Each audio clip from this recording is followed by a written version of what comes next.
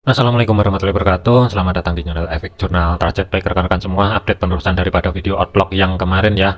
Untuk tanggal 23 sampai dengan besok tanggal 24 Desember 2024 ya.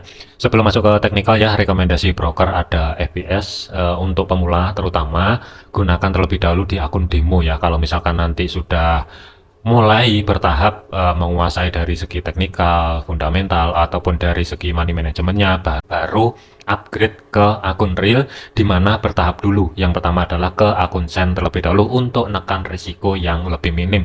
Kalau misalkan sudah profesional, dananya sudah mumpuni, baru nanti pelan-pelan upgrade dari akun sen menggunakan akun standar ya. Jadi untuk akun sen ini di mana 0,01 lot standar ya itu sama dengan satu lot di akun sen. Tentunya kalau misalkan kita entry-nya 0,2 atau 0,25 di akun sen ya, tentunya ini akan menekan resiko yang lebih minim juga ya. Linknya ada di deskripsi, nanti silahkan cek sendiri ya. Kemudian dari segi fundamental dari GWB itu sebenarnya sih rilis tadi itu negatif ya, dimana kuartalnya 0,4% diperkirakan turun menjadi 0,1%. Aktual yang terjadi adalah 0%. Jadi ini ada penurunan dari segi produk domestik bruto kuartalnya. Kemudian dari year on year-nya ada peningkatan dari 0,7%, ekspektasi perkiraannya adalah 1%, tetapi aktual yang terjadi adalah 0,9%. Jadi dari year on year-nya itu ada sedikit peningkatan 0,2% ya. Kemudian yang akan menjadi fokus untuk nanti malam, kepercayaan konsumen diperkirakan itu ada sedikit peningkatan, tetapi hati-hati waspadai data ini direvisi ya. Kemungkinan ini yang akan menjadi trigger untuk nanti malam. Kemudian untuk besoknya itu kan sudah mulai hari libur ya, Natal terutama, jadi waspada aja, potensi market itu juga partisipannya berkurang. Tetapi satu data penjualan rumah baru yang akan dirilis jam 10 malam waktu Indonesia Barat besok ini, hati-hati, tetapi gambaran saya volatility-nya kemungkinan sih sedikit berkurang ya untuk besok ini. Kemudian di paginya itu ada kebijakan moneter dari Bank Sentral Jepang dan indeks harga konsumennya akan dirilis. Hati-hati pair yang berhubungan dengan JBY untuk besok. Kalau kita lihatin dari segi teknikalnya, kita bahasin dulu. Open market itu kan berada di atasnya pivot, harga sedikit kedorong ke bawah ya untuk indeks dolar ini, tetapi tidak mampu bergerak di bawah zona tengah atau sebagai pivot, dan harga ini mampu keluar dari batas ataupun area zona tengah sebagai pivot dengan batas konfirmasi atas itu 107.85. Di sini juga sudah ada zona demand baru ya. Kalaupun ada kenaikan malam ini sampai dengan besok, kemungkinan tidak jauh-jauh di antara 108.24 sampai dengan 108.54. Waspadai potensial terjadinya sideways, mengingat volatility juga sudah mulai minim. Kalaupun itu terjadi sideways, ring areanya batas bawah di antara pivot 107.62 sampai dengan 107.85 ya. Jadi ada potensi, gambaran saya indeks dolar ini kemungkinan berpotensi pelan-pelan ngerambat ke atas. Selanjutnya adalah untuk gold. Pergerakan untuk gold ini di outlook kemarin planning adalah cari ancang-ancang setup sell ya, dengan catatan harga ini kalau misalkan tidak mampu break di zona yang saya blok hijau di sini dengan batas atasnya itu 2640. Tetapi 2634 itu juga ada level area batas atas konfirmasi pivot, dan harga ini kalau misalkan saya zoom itu tidak mampu mencapai di atas level area tersebut ya, atau manfaatkan channel yang ada di sini. Kalau misalkan mau sell ataupun mau buy, cek sendiri di antara channel yang ada di sini ya. Ini khusus untuk memanfaatkan trade di ring area channelnya. Harga saat ini itu memasuki zona tengahnya daripada channel yang ada di sini ya, kurang lebih ketika menyentuh level area tersebut yang bertepatan dengan batas bawah pivot 2614 ini kan ada reaksi. Jadi hati-hati, kalaupun ada kenaikan, pantau terlebih dahulu dari segi time frame kecilnya di antara 2621 sampai dengan 2624 ini mampu dijebol atau tidak.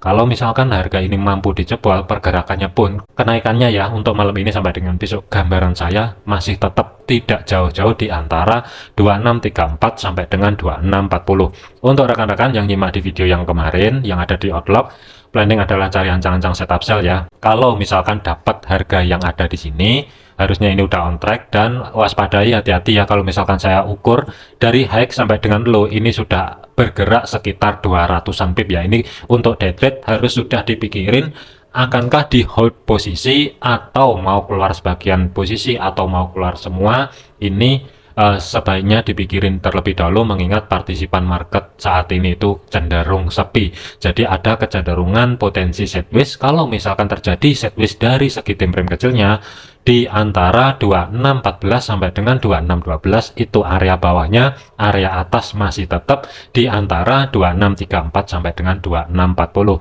Tetapi untuk planning minggu ini, selama harga tidak kehilangan level area di antara 2640 sampai dengan 2634, planning masih tetap cari ancang-ancang setup sell dengan targetnya TP pertama itu kurang lebihnya berada di Physical Price levelnya 2600 sampai dengan support pertama weekly 2597, di kiri juga ada zona demand. Kemudian batas maksimumnya, sementara jangan jauh-jauh terlebih dahulu, gambaran saya taruh di 2575. Ini khusus untuk swing minggu ini. Tetapi untuk day trade-nya pikirin baik-baik. Yang nyimak di video yang kemarin itu kurang lebih penurunannya sampai dengan low yang berada di 2613. Itu gold sudah bergerak sekitar 200-an pip ya. Jadi waspadai, masih belum terkonfirmasi harga ini dari segi time frame H4-nya mampu tutup di bawahnya 2614. Sedikit ya, hati-hati di level area tersebut mengingat untuk saat ini itu sentuhan pertama. Biasanya sentuhan pertama bisa jadi ini membuat reaksi dulu, akankah drop atau dia ke reject dulu ke zona tengah sebagai pivotnya baru drop, itu juga bisa terjadi. Tetap waspadai di level area 2614. Kalaupun bertahan, kemungkinan kenaikannya pun dari segi time frame kecilnya pantau di antara 2621 sampai dengan 2624 ya. Untuk kesimpulannya, gold malam ini sampai dengan besok batas pantau atas tidak ada perubahan dari segi outlook, tetap di antara 2634 sampai dengan 2640 atau zona yang saya blok hijau di sini. Kemudian hati-hati di zona tengah atau sebagai pivotnya yang berada di 2624 sampai dengan 2621. Posisi harga saat ini itu masih retest di level area 2614 yang bertumpuk dengan zona tengah channel yang ada di sini ya. Kurang lebih trendline yang saya tarik kemarin itu sudah mencapai tengah-tengahnya, bertumpuk juga dengan level area batas bawah konfirmasi pivot.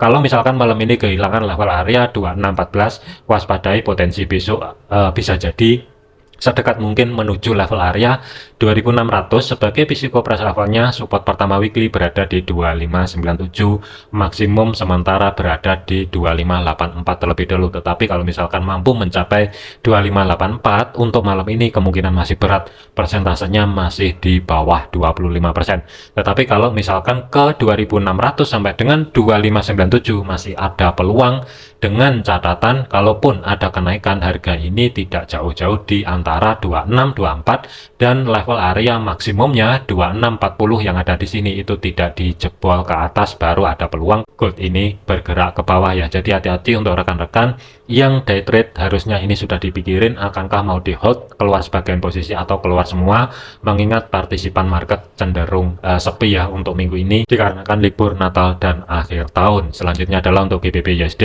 Pergerakan untuk GBP USD itu adalah kemarin planning cari ancang-ancang setup sell ya, tetapi planning sementara kemarin itu saya taruh di zona tengah atau sebagai pivotnya. Antisipasi aja harga open market itu kedorong ke atas tetapi tidak mampu mencapai level area tersebut, dan harga ini membuat zona supply pas di level area 1.2570 ya, sebelum drop secara signifikan.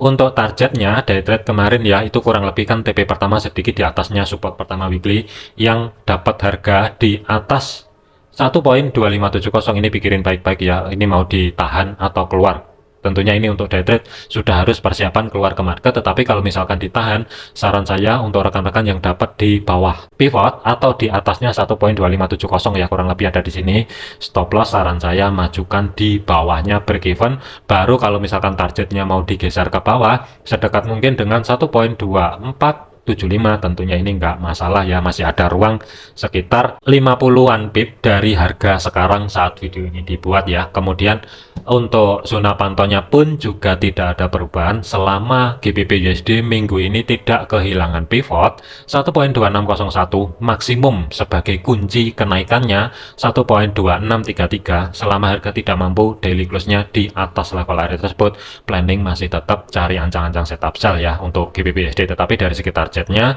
1.2475 kurang lebih di sini target maksimum, jangan jauh-jauh terlebih dahulu, harus berada di atasnya 1.2400 untuk minggu ini. Kemudian untuk Euro USD Pergerakan untuk Euro USD planning kemarin adalah cari ancang-ancang setup sell setelah harga ini mampu kembali di bawahnya zona tengah atau sebagai pivotnya ya. Dan untuk rekan-rekan yang dapat di harga tersebut harusnya ini udah on track ya. Kalau misalkan saya tarik ke bawah di low hari ini itu sudah running sekitar 50 pip ya. Jadi ini kalaupun mau digeser untuk stop lossnya di bawahnya break even keluar sebagian posisi tentunya tidak masalah. Khusus untuk day trade-nya pikirin baik-baik karena TP1 berada di 1.0375 pembulatan, ruang gerak sekitar 60-an pip. TP kedua berada sedikit di atasnya history low minggu yang lalu, ruang gerak itu sekitar 90 pip ya. Gambaran saya kalau misalkan kepercayaan konsumen nanti malam yang akan dirilis dari segi Amerika, tentunya kalau misalkan positif tidak menutup kemungkinan Euro USD besok akan mencapai dua level area yang ada di sini ya. Untuk planningnya pun juga tidak ada perubahan. Dari segi outlook ini sudah on track, planning kemarin adalah sell ya. Dan kuncinya selama minggu ini Euro USD dari segi time frame daily-nya masih belum mampu tutup di atasnya 1.0462 atau sebagai batas atas pivotnya. Gambaran saya planning masih tetap cari ancang-ancang setup sell. Tetapi untuk day trade-nya manfaatkan level-level area SRP yang ada di sini. Sentuhan pertama pantau kurang lebih di kisaran level area SRP-nya di sini ya. Apakah ada konfirmasi pembalikan arah atau reversal dari segi time frame jangka pendeknya atau konfirmasi penerusan harga seperti yang terjadi di sini ya. Kurang lebihnya ketika mencapai level area batas bawah pivot, sentuhan pertama untuk minggu ini terjadi drop base drop. Ini yang saya maksud konfirmasi penerusan harga. Kalau misalkan untuk rekan-rekan yang dapat sedikit di bawahnya pivot, pikirin baik-baik, target terdekat adalah di 1.0375 sampai dengan maksimumnya 1.0343 terlebih dahulu. Meskipun masih ada peluang jangka panjangnya nanti untuk Euro USD itu menuju 1.0279 nanti dibahasin bertahap ya. Kemudian untuk AUD USD, pergerakan untuk AUD USD ini sebenarnya sih ini harga ini flat ya, baru breakout kedorong ke bawah. Planning kemarin juga sama statusnya, cari ancang-ancang setup sell, tetapi menunggu terlebih dahulu terkoreksi di zona tengah atau sebagai pivotnya. Kenyataannya harga ini tidak mampu bergerak ke atas dan lebih memilih sedikit sideways sebelum breakout ke bawah ya. Dan untuk targetnya itu berada di 0.62300 pembulatan. Jadi hati-hati ketika mencapai level area tersebut, pantau di sini nanti kalau misalkan kedorong ke bawah ya. Apakah ada konfirmasi reversal? Kalau misalkan konfirmasi reversal berarti dia harus break bahu kiri di sini, baru ada koreksi, kemudian potensi kemungkinan baru akan kedorong ke atas. Tetapi kalau misalkan terjadi konfirmasi penerusan harga sebelum break di bawah level area support pertama weekly di sini, sudah terjadi kurang lebih ya zona sideways kecil atau potensi drop ya. Jadi hati-hati kalau misalkan sideways-nya nanti terjadi di atasnya 0.62300 ya sebelum breaknya terjadi seperti ini. Jadi hati-hati, bisa aja ini nanti langsung dijebol ke bawah menuju sedekat mungkin dengan history low minggu yang lalu, baru ada potensi kemungkinan ada kenaikan.